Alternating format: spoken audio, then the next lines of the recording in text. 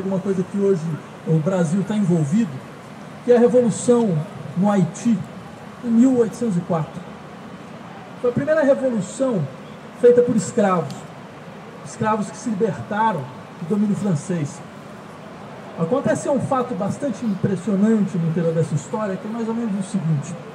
Em 1793, a Assembleia Nacional Francesa, a Assembleia Revolucionária Francesa, graças aos jacobinos, resolveu abolir a escravidão nas colônias. Era o resultado de um princípio, que era o princípio da igualdade radical. Se nós defendemos a igualdade radical, não é possível que a igualdade valha apenas nesse país e não valha em outro lugar. Ela deve ser incondicional. Ela deve desconhecer espaço, ela deve desconhecer tempo. Então ela vale também para as colônias. Quando Napoleão assume o poder, ele tenta rever esse decreto, ou seja, fazer com que a escravidão voltasse a operar nas colônias. Os haitianos se sublevam, fazem uma sublevação e Napoleão manda tropas para o Haiti. E acontece um dos fatos mais impressionantes da história dos últimos 200, 300 anos, que é, no momento da guerra, quando as tropas francesas estavam de um lado, as tropas haitianas estavam do outro, os franceses começam a ouvir, cantado do outro lado, a Marselhesa, que é um hino francês, que é um hino da Revolução Francesa. Isso arrebentou moralmente com as tropas francesas.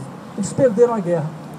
Porque eles começaram a se perguntar, afinal de contas, contra quem nós estamos lutando? Nós estamos lutando contra nós mesmos, contra os nossos ideais, que agora se voltam contra nós. Por quê? Porque na boca deles, na boca desses ex-escravos, esses ideais são mais verdadeiros do que na nossa boca. Ou seja, essa é a força impressionante das ideias. Elas explodem contextos, elas explodem espaço, elas constroem um novo espaço, elas rearticulam uma relação radical, fundamental de igualdade. Por que é interessante lembrar disso agora? Porque, de uma certa maneira, é o que vocês estão fazendo. Vocês estão conseguindo fazer com que uma ideia que apareceu inicialmente num determinado lugar, no mundo árabe, na Tunísia, comece a circular de uma maneira tal que ela vá mobilizando populações absolutamente dispersas e diferentes em torno de uma ideia, de uma noção central, que é: nossa democracia não existe ainda. Nossa democracia ainda não chegou. Nós ainda esperamos uma democracia por vir.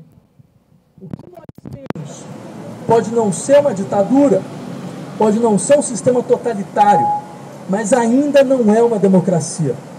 E nenhum de nós queremos viver nesse limbo, nesse purgatório, entre um regime de absoluto autoritarismo e uma democracia que nós esperamos. Nós não queremos uma democracia em processo de degradação contínuo, incessante, de degradação, que já nasce velha. Por isso, quando as colocações das manifestações das quais vocês fazem parte insistem na ideia de que falta ainda muito para nós alcançarmos a democracia real, vocês colocam uma questão que até então não podia ter direito de cidadania. Se você criticasse a democracia parlamentar tal como ela funciona hoje, olhariam vocês como arautos, do totalitarismo. Então, se vocês não querem isso, vocês querem o quê? Vocês não querem o Estado democrático de direito? Vocês não querem, a segurança do direito democrático? Então, vocês querem o quê? Mas essa que é a questão interessante. Vocês recolocam a questão dizendo: onde vocês estão vendo o Estado democrático de direito? Eu não encontrei. Como assim? O que isso significa? Se tem uma coisa que a democracia nos demanda, nos exige, só se fala de democracia no futuro. Só se fala de democracia como democracia por vir. Porque quando se acredita que a democracia já está realizada no nosso ordenamento jurídico, já está realizada no nosso estado, na nossa situação social presente, Então, todas as imperfeições do presente ganham o peso da eternidade. Todas as imperfeições do presente parecem eternas, parece ser impossível superá-las, parece ser mais do que isso, criminoso superá-las. Parece se colocar em risco quando você tenta superá-las e você tenta discutir. Então, nesse sentido, primeira coisa interessante em toda essa discussão é que vocês estão dispostos a, no fundo, discutir. Não discutir no sentido de fazer alguns acertos pontuais a respeito de algumas questões que girem em torno da nossa política. Por exemplo, existe corrupção, nós vamos nos mobilizar aqui para pedir que fulano, ciclano e beltrano vão para a cadeia, como se, independente disso ser feito ou não, como se isso resolvesse o problema da nossa democracia, como se umas ações pontuais que não tocam problemas estruturais de processos de decisão, de partilha de poder, de participação popular, de densidade popular nas decisões do governo, certo? Como se não tocando nesses problemas nós conseguíssemos avançar de uma maneira ou de outra. Essa, me parece, é uma questão extremamente interessante, porque quando vocês colocam o problema da seguinte maneira, nós queremos discussão, isso toca uma questão extremamente clássica, que é a relação entre teoria e praxis. Por exemplo, veja que coisa interessante. Quem passa por aqui não vê nenhuma palavra de ordem, não vê nenhuma proposta no sentido forte do termo, né? Nós queremos isso.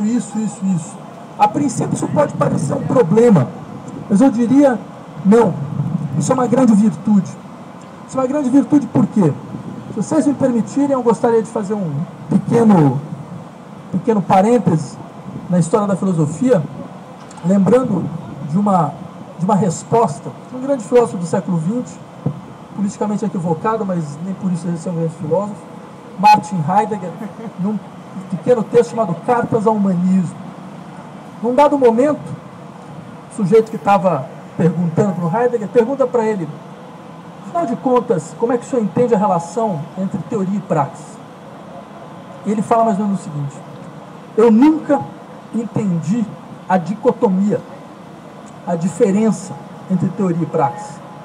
Porque o pensamento, quando pensa de verdade, ele age. Na verdade, a ação mais forte é a ação do pensamento. A ação mais forte é a ação do pensamento, porque o pensamento, quando pensa de verdade, e vejam, pensar de verdade significa pensar na sua radicalidade, pensar na sua força crítica, utilizar a força crítica e a força radical do pensamento.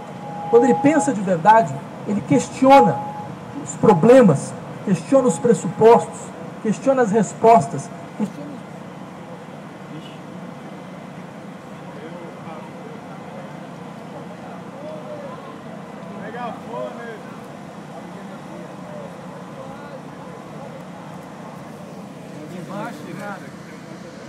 Alguém encostou no cabo lá atrás.